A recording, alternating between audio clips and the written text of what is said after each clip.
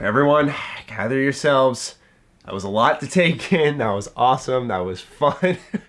Okay. Salutations, everybody. It is Matty here today after our first of hopefully many to come for Night City Wire. CD Projekt Red had a great presentation showing off a brand new trailer, new gameplay. Previews are out and it just looks so good. It needs to be in my hands now. But today we're doing a general overview of all the important things we learned thus far, starting off with the trailer. This brand new trailer, mind you, which is hype moment after hype moment after hype moment, is according to Pals more to unpack. Speaking of unpacking, I will be doing an in-depth analysis for this trailer. There's a ton of hidden details in here. We're going to be doing a lot more in-depth coverage, but as I said, this is more like a general overview and my opinion on the things we saw. During this trailer, we learned a couple of things. Number one is that there is a 7th district called the Badlands, which reminds me a lot of Rage 2, but visually,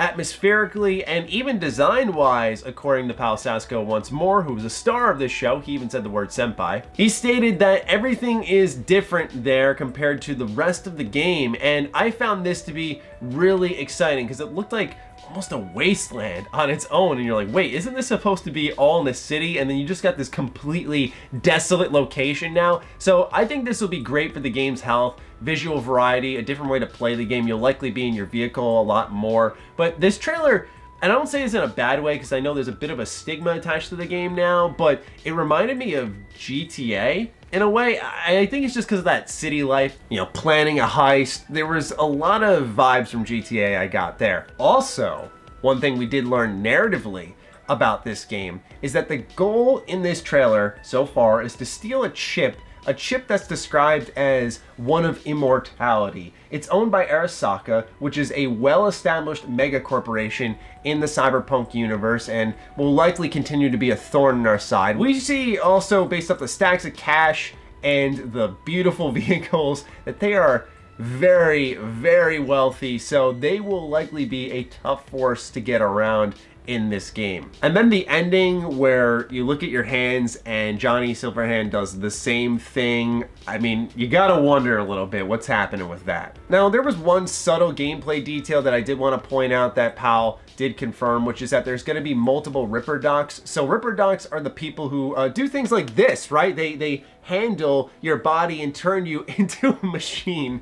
But in all actuality, there's going to be multiple Ripper Docs who are going to upgrade your limbs, make you a tool for the streets so that you can take on all of the dangers within Night City. And for me personally, I thought that was good because it doesn't mean that Victor, the guy that we saw in the 48 minutes of gameplay and we also see in this trailer, is our only source for upgrades. There's going to be multiple places scattered about where you can spend eddies, which is the game's currency, in order to upgrade your body. Now, I do wonder if it's going to be a bit like Prey, where as you upgrade your body, or in the case of Prey, as you embrace the Typhon abilities, that you start to lose yourself and your ending can change a little bit. I wonder if as you embrace the cybernetic side of yourself more and more, if that'll shift how people treat you, how the ending plays out, stuff like that. Now look, I know we're all excited for the game, but probably the biggest surprise of them all is the confirmation that Cyberpunk Edge Runners is a thing.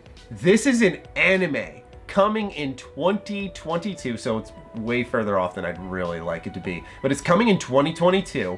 It's developed by Studio Trigger. This is the team that produced Kill la Kill. This is an anime I haven't seen, but I've heard great things about, and it's gonna be on Netflix, which means when this drops, it is gonna be like all the episodes at once, which is so exciting. I seriously cannot wait to see this. I was like, what? Because think of it this way, they have the chance to make an epic open world game and then an anime tied into that. We already saw the success of The Witcher on Netflix, although that was a live action series and it surprised a lot of people, myself included. So for them to not repeat that formula with live action but go with something more creatively different like anime is so exciting. But it also makes sense. A lot of the Cyberpunk universe is Japanese inspired, so it just fits perfectly, and I cannot wait to see a trailer for this thing to see how it's all going to be stitched together. But apparently it's a new set of characters, It's all different. It's still within Night City though. So this is the part where some people were let down. I think it's because CD Projekt Red has a long-term approach, but they showed up what's called brain dance gameplay, and people were looking for questing,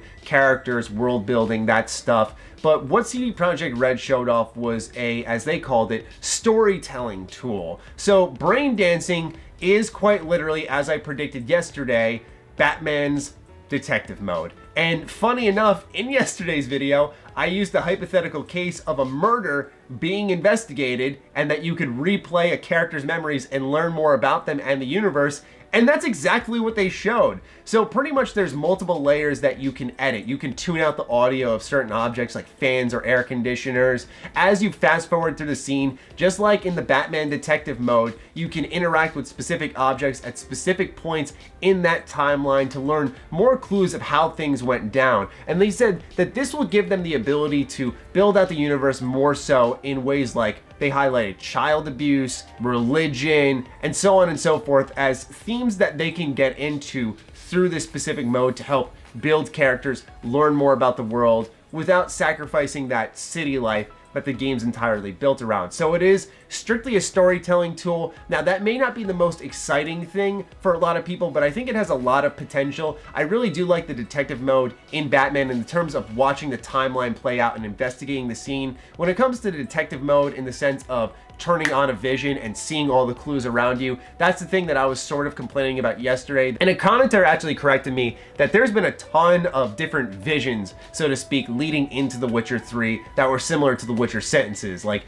Hitman had one, Far Cry had one, Assassin's Creed had one. And so this is them likely stepping away from that. My only worry with Brain Dance, like any tool that's used within gameplay as well as narrative, is how much is it going to be used? Because what makes that exciting is it's not used like for every quest. If 60% of the quests rely on brain dancing, it's going to become familiar, it's going to lose its luster. And I trust CD Projekt Red to pace it out properly, but for every single quest, if the only way I can learn more about someone is by brain dancing, yes, it's cool, but like I said, it can become tedious, it can become a bit too familiar, and that's stuff that we'll just have to wait and see when we get our hands on the full game and see how much is there for us. Ultimately, I did not hate that though, because like I said, I think they were looking at it from the long-term perspective. A lot of people are thinking one and done, right? Okay, show us all the gameplay you got so I can go. CD Projekt Red will likely make this, if I were a betting man, a monthly thing. You know, do it here in June, next in July around the same time, August, September, and then like one final one